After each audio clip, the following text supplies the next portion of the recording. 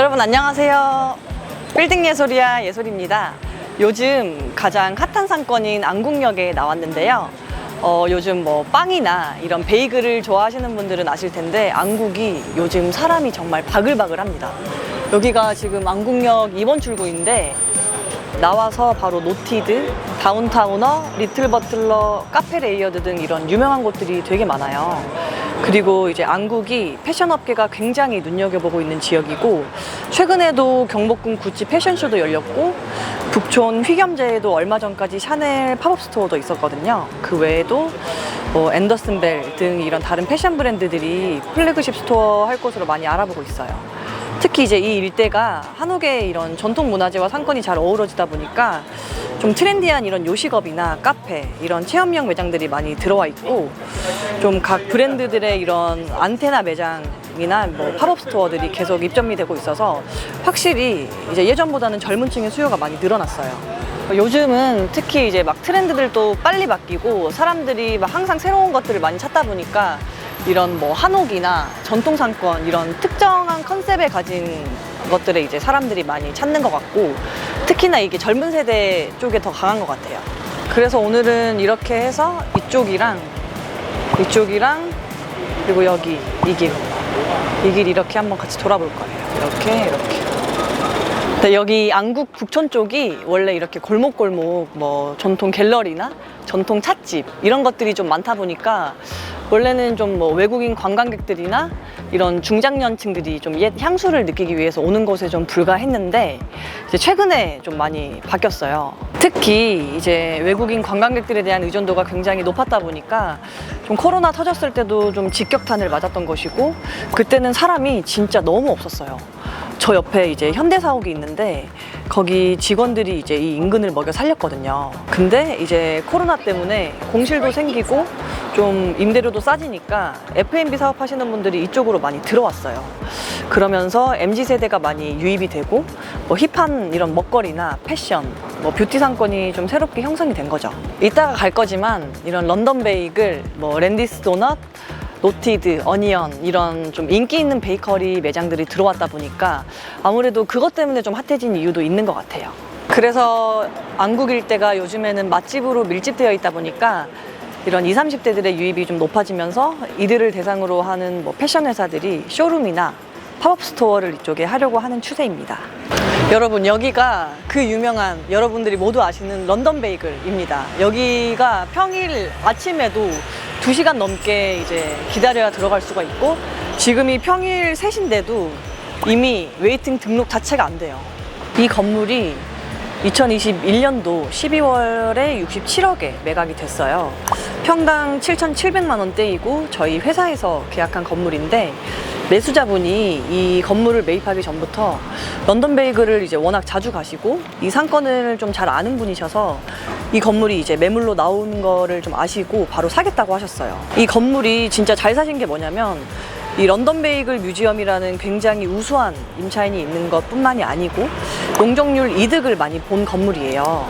여기가 일반 주거 지역이라서 신축하면 원래는 용적률을 150%까지밖에 못 받는 곳인데, 이 건물은 225%나 이제 더 받아서 기존보다 64평을 더 이득 본 건물이에요.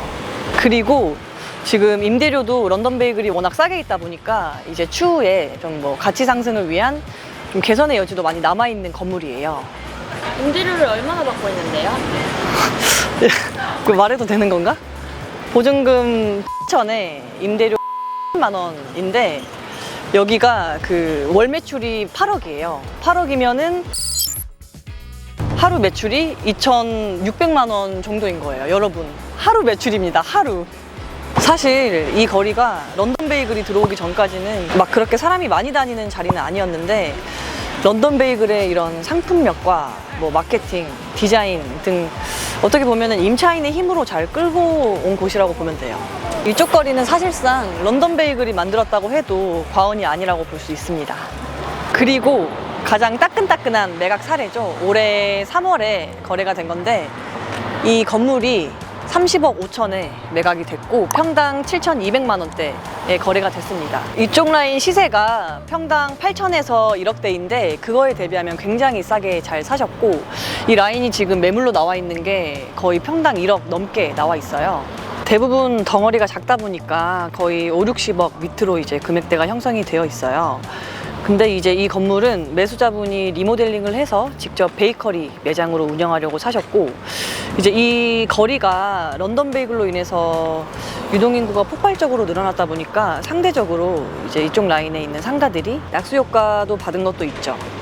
이쪽 라인들 업종이 조금씩 바뀌고 있어요. 여기 바로 옆 건물도 진자카키라고 일식 다이닝으로 좀 유명한 맛집인데 분위기가 진짜 좋아요. 그리고 저기 코너 건물도 원래 파리바게트가 오랫동안 있었는데 최근에 이제 포켓집으로 바뀌었고, 이제 이쪽이 계속 새로운 업장들이 들어오고 있습니다. 사실 안국 북촌 이쪽이 이제 빌딩 투자하시는 분들이 일반적으로 선호하는 지역은 아니에요.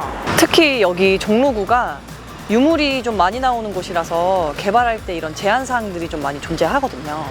신축을 이제 다른 지역처럼 쉽게 할 수가 없고, 만약에 이런 신축 과정에서 유물이라도 이제 좀 발견되면은 공사를 멈추고 발굴 작업을 진행해야 되는 경우가 있어요.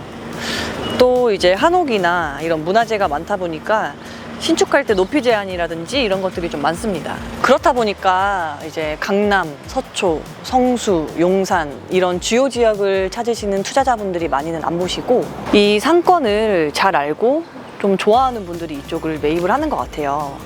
그리고 투자 목적보다는 이 지역이 정말 마음에 들어서, 그리고 여기가 필지가 좀 대부분 작다 보니까 금액대도 그렇게 크지 않아서 소액대 찾으시는 분들이 접근하기도 괜찮아요.